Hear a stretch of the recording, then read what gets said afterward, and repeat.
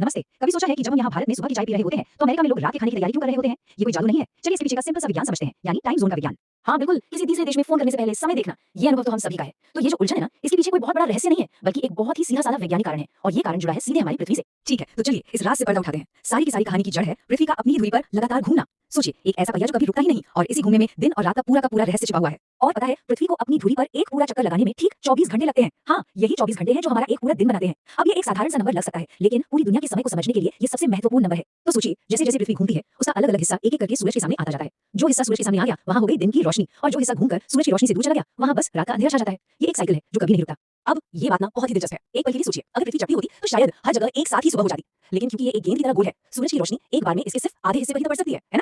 और बस यही वजह है कि जब भारत में सूरज उगता है तो पृथ्वी के दूसरे छोर यानी अमेरिका में अंधेरा होता है। तो इस प्राकृतिक सिस्टम को संभालने के लिए इंसानों ने एक सिस्टम बनाया जिसे हम कहते हैं टाइम जोन। बेसिकली ये समय को व्यवस्थित करने का एक तरीका है, ताकि पूरी दुनिया में व्यापार हो, यात्रा हो, संचार हो, सब कुछ बिना किसी गड़बड़ी के आसानी से हो सके। और इस सिस्टम के तहत पूरी दुनिया को मुख्य रूप से 24 टाइम जोन में बांटा गया है। सिंपल, हर जोन मोटा-मोटी 1 घंटे को दर्शाता है। देखा, ये पृथ्वी के 24 घंटे घूमने की प्रक्रिया के साथ बिल्कुल परफेक्ट मेल खाता है। चलिए, अब जब हम मूल बातें समझ गए हैं, तो ये देखते हैं कि अलग-अलग देश इस टाइम जोन सिस्टम को असल में कैसे लागू करते हैं। और इसके लिए हम 2 बड़े देशों का उदाहरण लेंगे, भारत और अमेरिका। यहाँ एक बहुत बड़ा अंतर साफ दिखाई देता है। देखिए, भारत इतना विशाल देश होने के बावजूद सिर्फ एक ही समय का पालन करता है, जिसे कहते हैं इंडियन स्टैंडर्ड टाइम या आईएसटी। वहीं दूसरी तरफ अमेरिका में एक ही पल में अलग-अलग राज्यों में घड़ियां बिल्कुल अलग-अलग समय दिखा रही होती हैं। ऐसा क्यों है भाई? तो पहले बात करते हैं भारत की। पूरे देश के लिए एक ही समय चुनने के पीछे एक खास भौगोलिक और प्रशासनिक कारण है। भारत का समय, जिसे हम आईएसटी कहते हैं ना, वो एक काल्पनिक सीधी रेखा से तय होता है। एक ऐसी रेखा जो देश के लगभग बीच से गुजरती है। वो गोल में इसे 82 साढ़े 22 डिग्री पूर्वी देशांतर कहते हैं, और बस इसी को पूरे देश के लिए समय का केंद्र बिंदु मान लिया गया है। और ये रेखा उत्तर प्रदेश के प्रयागराज शहर के पास से होकर गुजरती है। तो इसका मतलब ये हुआ कि जब इस रेखा पर दोपहर के 12 बजते हैं, तो पूरे भारत की घड़ियों में आधिकारिक तौर पर 12 बज जाते हैं। लेकिन इस एक समय की वजह से ना एक बड़ी दिलचस्प बहस भी चलती है। भारत के जो पूर्वी राज्य हैं, वहां सूरज बहुत जल्दी उग जाता है, इसलिए वहां से एक अलग टाइम जोन की मांग हमेशा से होती रही है, ताकि दिन की रोशनी का बेहतर इस्तेमाल हो सके। चलिए अब सिक्के का दूसरा पहलू देखते हैं, संयुक्त राज्य अमेरिका। ये देश पूरब से पश्चिम तक इतना ज्यादा फैला हुआ है कि वहां एक टाइम जोन से काम चल ही नहीं सकता। सोचकर देखिए, अगर ऐसा होता तो एक हिस्से में दोपहर हो रही होती और दूसरे में सुबह सुबह का अंधेरा। अमेरिका में कई टाइम जोन्स हैं, जैसे कि ईस्टर्न, सेंट्रल, माउंटेन और पैसिफिक। इसका मतलब क्या हुआ? मतलब ये कि जब न्यूयॉर्क में शाम के 5 बज रहे होते हैं, तो कैलिफोर्निया में दोपहर के सिर्फ 2 बज रहे होते हैं। और एक दिलचस्प बात, इन टाइम जोन्स की जरूरत सबसे पहले 19वीं सेंचुरी में रेलरोड कंपनियों को महसूस हुई थी। क्यों? ताकि ट्रेनों को एक सुरक्षित और व्यवस्थित शेड्यूल पर चलाया जा सके।